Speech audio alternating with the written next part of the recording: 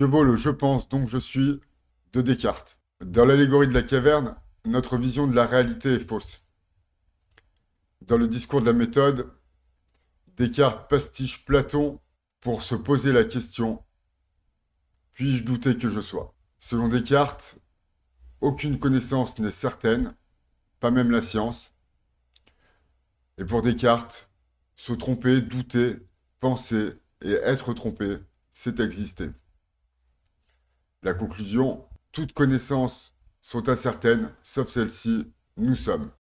Alors si nous sommes, nous est-il possible de connaître notre nature? Et selon Descartes, notre nature consiste uniquement à penser, puisque nous ne pouvons pas savoir de manière certaine.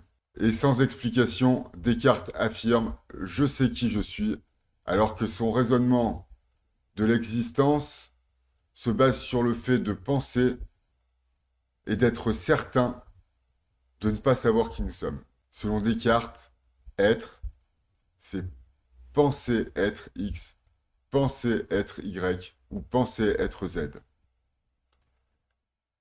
Et aussi, je le rappelle, pour Descartes, être trompé, c'est exister. Or, être trompé, c'est le verbe être.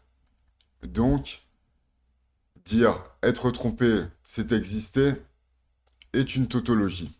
Donc, Descartes dit que nous existons par le fait que nous ne savons pas qui nous sommes. Conclusion, le texte que je fournis en lien dans la description, qui est donc le je pense donc je suis de Descartes, est une sorte de parodie de l'allégorie de la caverne. Dans l'allégorie de la caverne, l'homme est trompé par ses sens et va à la recherche de la vérité.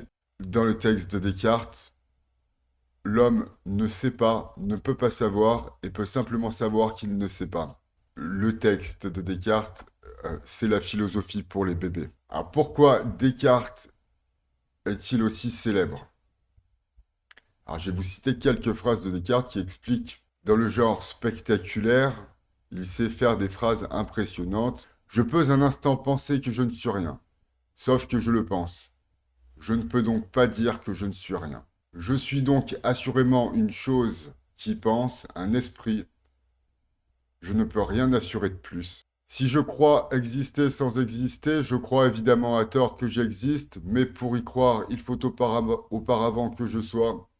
Donc finalement, j'existe. Je n'existe pas est en somme une phrase impossible, puisqu'il faut que quelqu'un la prononce.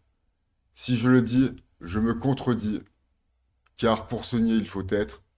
Par conséquent, que je pense être ou ne pas être, je pense, donc je suis.